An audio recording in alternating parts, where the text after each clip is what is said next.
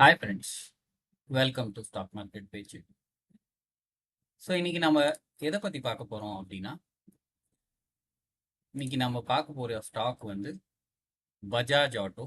So இதுக்கு வந்து ஒரு பெரிய இன்ட்ரோடக்ஷனே தேவையில்லை, எல்லாருக்குமே பஜாஜ் வண்டியை பற்றி நல்லாவே தெரியும். ஸோ பஜாஜ் ஆட்டோ அப்படிங்கிறது வந்து நம்ம பஜாஜ் வண்டிகளை தயாரிக்கக்கூடிய ஆட்டோமொபைல் செக்டரில் இருக்கக்கூடிய ஒரு ஸ்டாக்கு தான் இது. ஸோ பஜாஜ் ஆட்டோ அப்படின்னு பார்த்தீங்கன்னா, இது வந்து நம்மளுடைய நிஃப்டி 50ல் வந்து ரொம்ப பழைய ஸ்டாக், ரொம்ப வருஷமாக நிலச்சி இருக்கக்கூடிய ஸ்டாக். ஸோ ப்ரைஸ் வந்து ரொம்ப அதிகமாக இருக்குது அப்படின்னு பார்க்காதீங்க. ப்ரைஸை வச்சு எந்த ஸ்டாக்ஸுமே நம்ம வந்து எடை போடவே முடியாது. ஸோ இந்த ஸ்டாக்கை வந்து என்ன அப்படின்னு பார்த்தோம் அப்படின்னா, ஒரு 5 டேஸில் வந்து பார்த்தீங்கன்னா ஒன்று பெரிய ஷார்ட் டேர்மில் ப்ராஃபிட் இல்லை. ஸோ 1 மந்தில் பார்த்தீங்கன்னா ஓகே, ஒரு கிட்டத்தட்ட ஒரு 8% ப்ராஃபிட்டில் இருக்குது. ஸோ 6 மந்த்ஸ் அப்படின்னு பார்த்தீங்கன்னா நிறைய வந்து வாலட்டிலிட்டி இருக்குது. 1 இயர் அப்படின்னு பார்த்தோம்னா ஓரளவுக்கு டீசெண்டான கிட்டத்தட்ட ஒரு 17% வந்து இப்போ வந்து ப்ராஃபிட் இருக்குது.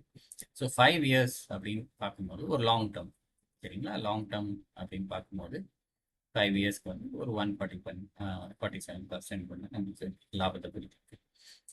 ஸோ யாரெல்லாம் 5 இயர்ஸ் 2021 டைமில் இன்வெஸ்ட் பண்ணியிருக்காங்களோ, ஸோ இந்த டைமில் வந்து பார்த்தீங்கன்னா அவங்களுக்கு ஒரு நல்ல ப்ராஃபிட்டில் தான் இருப்பாங்க. ஸோ இப்போ வந்து கரண்ட்டாக வந்து நீங்கள் பார்த்தீங்க அப்படின்னா இந்த ஆக்சுவல் 52 வீக் ஹைக்கும் இப்போவும் வச்சு பார்த்தோம் அப்படின்னா கிட்டத்தட்ட ஒரு 24% இன்னும் ஸ்டாக் வந்து டவுனில் தான் இருக்குது. ஸோ இது வந்து ஒரு கரெக்ட் டைம் ஆஃப் இன்வெஸ்ட்மெண்ட்டா அப்படின்னு கேட்டிங்கன்னா எஸ். ஸோ இப்போல்லாம் வந்து ஸ்டாக்ஸ் வந்து கொஞ்சம் கரெக்ஷன்ஸ் காமிக்குதோ அப்போல்லாம் வந்து நம்மளுடைய பையிங் வந்து சின்ன சின்ன பையிங் வந்து நம்ம பிளான் பண்ணிக்கலாம், சரிங்களா? ஸோ பேட்டர்ன் வைஸ் வந்து நல்லாவே இருக்குது. ஸோ இதோடைய இந்த ஸ்டாக் வந்து பிஎஸ்சி என்எஸ்சி ரெண்டுத்துலேயுமே வந்து லிஸ்ட் ஆகக்கூடிய ஸ்டாக் தான். ஸோ இது வந்து ஒரு ஆட்டோமொபைல் செக்டரில் இருக்கக்கூடிய ஸ்டாக்ஸ், சரிங்களா? குவார்ட்டர்லி ரிசல்ட்ஸ் அப்படின்னு பார்த்தீங்கன்னா ஓரளவுக்கு நல்லாவே பர்ஃபார்ம் பண்ணியிருக்குன்னு சொல்லலாம். So year on year basis அப்படின்னு பார்த்தீங்கன்னா 2024லேருந்து 25 அப்படின்னு எடுத்தோம்னா உங்களுக்கு வந்து ஓரளவுக்கு நல்ல ப்ராஃபிட்டே கொடுத்துருக்கு. ஸோ இதோடைய லேட்டஸ்ட் Q4 ரிசல்ட்ஸ் வந்து 6ஆம் தேதி அன்னைக்கு பப்ளிஷ் பண்ண போகிறாங்க. ஸோ உங்களுக்கு ரிசல்ட்ஸ் வந்து நீங்கள் வந்து 6th அன்னைக்கு இதை ரிவ்யூ பண்ணலாம். ஸோ ரிசல்ட்ஸை ரிவ்யூ பண்ணிவிட்டு அப்புறமா ஷேரை வந்து பை பண்ணணுமா வேண்டாமாங்கிறது நீங்கள் வந்து டிசைட் பண்ணலாம், சரிங்களா? So overall profit loss statement அப்படின்னு பார்த்தீங்கன்னா ஓரளவுக்கு டீசெண்டான ப்ராஃபிட் அண்ட் லாஸ் ஸ்டேட்மெண்ட் இருக்குது.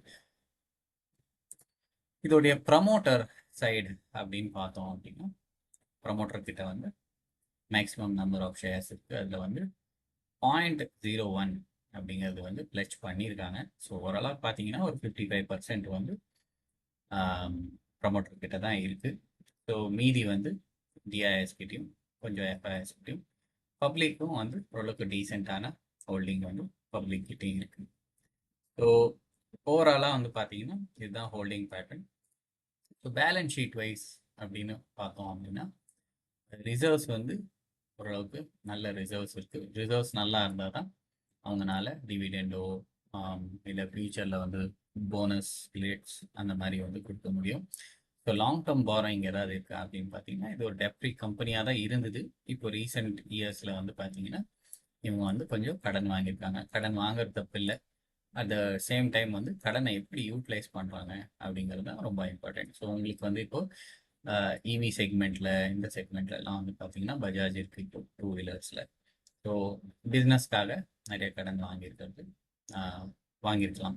ஸோ அது ஒரு பாயிண்ட் இருக்குது. ஷார்ட் டேர்ம்லேயும் வந்து பார்த்தீங்கன்னா கொஞ்சம் பாரோயிங்ஸ் எல்லாம் இருக்குது. ஸோ ஓவராலாக நம்ம பார்த்தோம் அப்படின்னா டிவிடெண்ட் வைஸும் பார்த்தீங்கன்னா ஓரளவுக்கு நல்ல டிவிடெண்ட் ஹிஸ்ட்ரி இருக்குது. மறுபடியும் சொல்கிறேன், டிவிடெண்டை பார்த்து எந்த ஸ்டாக்ஸையுமே பை பண்ணாதீங்க. ஏன்னா வந்து இப்போ இந்த ப்ரைஸ் வந்து கிட்டத்தட்ட ஒரு 9,000 ரூபா கிட்ட இருக்குது. வெறும் ஒரு 120 ரூபா 210 ரூபாங்க இந்த பேசிஸில் வந்து நம்ம வந்து டிவிடெண்டை பார்த்துட்டு மட்டுமே ஷேர்ஸ் வந்து பை பண்ணக்கூடாது. ஏன்னா டிவிடெண்ட் கொடுத்ததுக்கப்புறம் ஸ்டாக்ஸ் வந்து அந்த அளவுக்கு அட்ஜஸ்ட் ஆகிடும் ஆட்டோமேட்டிக்காக. சரிங்களா? ஸோ ஓவராலாக நீங்கள் வந்து பார்த்தீங்க அப்படின்னா பஜாஜ் வந்து ஒரு நல்ல குரூப். ப்ளஸ் வந்து பஜாஜ் ஆட்டோ வந்து ரொம்ப பழைய கம்பெனி, நிஃப்டி 50ல் இருக்கிற கம்பெனி. ஸோ இது வந்து என்ன கேட்டிங்கன்னா கன்சிடர் பண்ணலாமான்னா தாராளமாக பண்ணலாம். ஆனால் வந்து ரொம்ப பார்த்து லேட்டஸ்ட் ரிசல்ட்ஸை பார்த்துட்டு அதுக்கப்புறமா வந்து டிசைட் பண்ணிக்கலாம். அட் த சேம் டைம் வந்து 1-2 குவான்டிட்டி அப்படிங்கிறத வந்து பை பண்ணி நம்ம ஃபர்தராக வந்து மூவ் பண்ணிக்கலாம். Okay, friends. I think that's it for today then. Thank you very much. In the content, please do subscribe. Thank you.